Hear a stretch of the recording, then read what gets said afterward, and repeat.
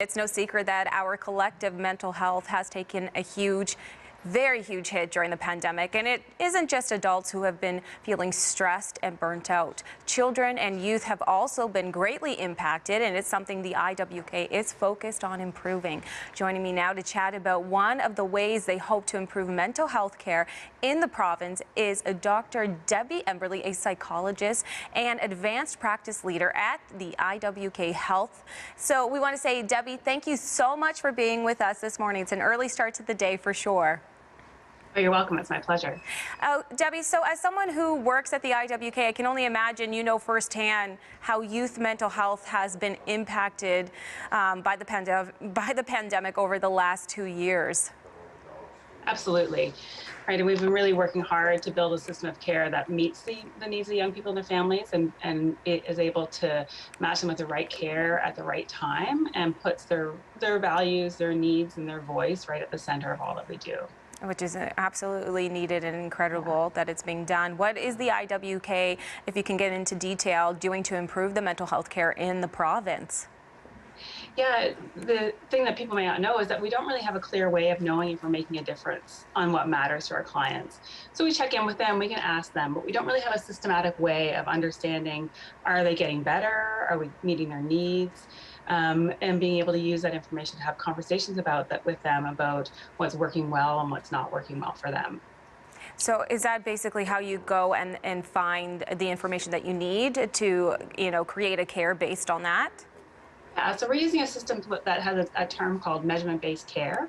And this is where we bring the young person's voice as the expert in their care to the table. So we send surveys and rating scales and questionnaires to ask about how they're doing, to see if their mood is better, is their appetite improving, are their worries lower, can they go to school, are they having a good time with their friends when they spend time with them, and is there maybe less arguing at home. And then we use those measures in real time. We can send this to them and bring it into the session and be able to sit down and talk to them about how things are going and track this over the course of treatment. And how is this different than the type of care youth in the province are used to receiving? Yeah, I think that we've tried to use measurement care before, but we haven't had the technology to do it right. And so we've been able to partner with Green Space Health to really give us this technology that's going to help us do this well. So now, before we'd have to use paper or send things to people by email or even mail in the past.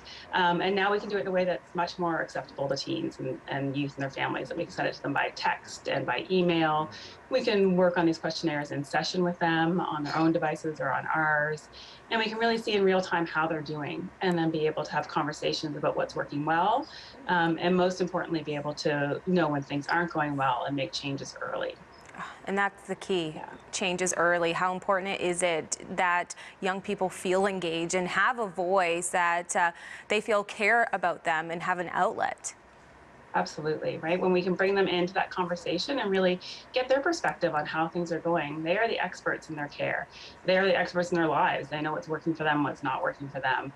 And so when we can really show that and bring it up on a graph in front of them and say, hey, you know what? This is where you were when you first came into treatment, and all things that aren't perfect right now, we're seeing such a big improvement. And when you put that in front of them and have those conversations, then we're able to have better outcomes, and they feel more engaged in their care.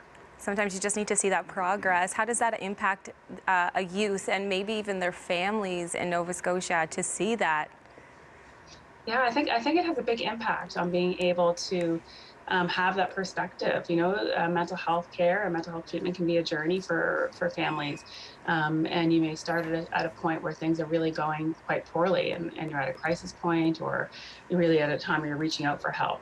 And then over time and through the work that they're able to do with the guidance and the expertise from the clinicians that they're working with, they're able to make those changes over time. And then being able to sit down and say, hey, you know what, look where you are, and look at all the things you've been able to do and make changes in your life. It's really an empowering opportunity.